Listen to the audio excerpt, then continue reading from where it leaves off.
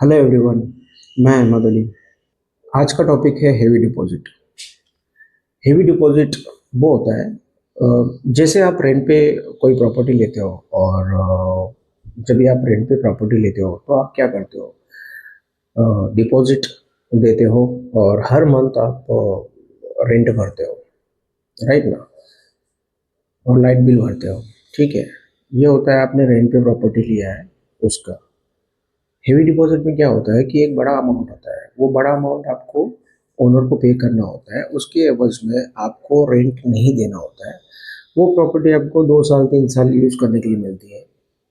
अभी क्या होता है कि कुछ कुछ ओनर लोग क्या बोलते हैं कि आप ना मेंटेनेंस जो है, मेंटेनेंस आप पे करो, हम लोग हेवी अमाउंट ये डिसाइड कर लेते हैं, इतना मुझे हेवी डिपॉजिट का अमाउंट दे दो और मेंटेनेंस भी आप पे करो। कभी कभी होता है ऐसा है कि आधा आप मेंटेनेंस पे करो, आधा मैं मेंटेनेंस पे करूँगा, ये भी होता है।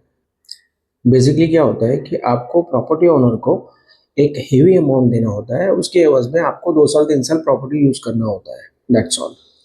अभी आप हेवी डिपॉजिट पर कोई प्रॉपर्टी लेते हो तो या तो आप डायरेक्टली लोगे या तो किसी ब्रोकर थ्रू लोगे। दोनों भी सिचुएशन में आपको ये ध्यान में रखना है कि आपने जो हेवी अमाउंट देना है वो ओनर के ही अकाउंट में देना है। कभी कभी क्या होता है कि ओनर क्या बोलता है कि आप एक काम कीजिए, इसमें ना ये जो अमाउंट है ये मेरे रिश्तेदार का अकाउंट नंबर है, ये अकाउंट में आप ट्रांसफ़र कर दीजिए। ऐसा आपको नहीं करना है। जो ओनर उस प्रॉपर्टी का है उसी के अकाउंट में आपको ट्रांजैक्शन करना है। या तो आप चेक से दे दो उसको या तो आप ट्रांसफ़र करो। ट्रांसफ़र करने से पहले आपको ये देखना है कि प्रॉपर्टी का ओनर वही है क्या जिसके अकाउंट में आप पैसे ट्रांसफ़र करने वाले हो। वो कैसे पता चलेगा? आपको सोसाइटी से पता चलेगा।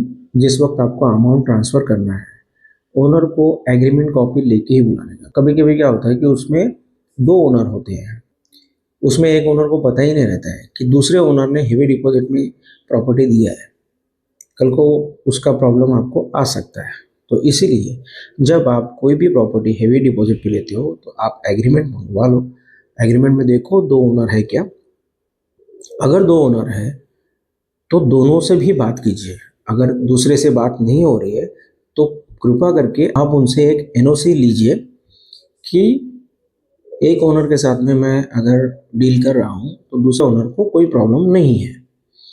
नहीं तो क्या होता है, 2 ओनर जो रहते हैं उसमें से एक ओनर से आप एग्रीमेंट कर लेते हो, या तो आप ना दोनों से भी एग्रीमेंट कर लो, सेफ साइड। अगर ऐसा पॉसिबल नहीं होता है तो एक एनओसी ले लेना, क्योंकि 2 साल 3 साल आपके जब भी खत्म होते हैं उसके बाद जिस वक्त आपको पैसे लेने की बारी आती है या फिर आपका जो एग्रीमेंट का पीरियड है उस बीच में अगर आपको प्रॉपर्टी खाली करना है और आपने नियम के अनुसार उनसे पैसे मांगे, तो पैसे मांगने के बाद में अगर वो फ़ोन नहीं उठा रहा है या फिर आपका कोई भी जवाब नहीं दे रहा है तो आप ऑब्वियसली दूसरे ओनर को फ़ोन करोगे। तो दूसरा ओनर क्या बोलेगा कि अरे इन्होंने हेवी पे दिया हुआ था प्रॉपर्टी, मुझे पता ही नहीं है। तो आपने जिसके साथ में डील किया है आप उसी से पैसे मांगो। ये प्रॉब्लम आने के चांसेस होते हैं।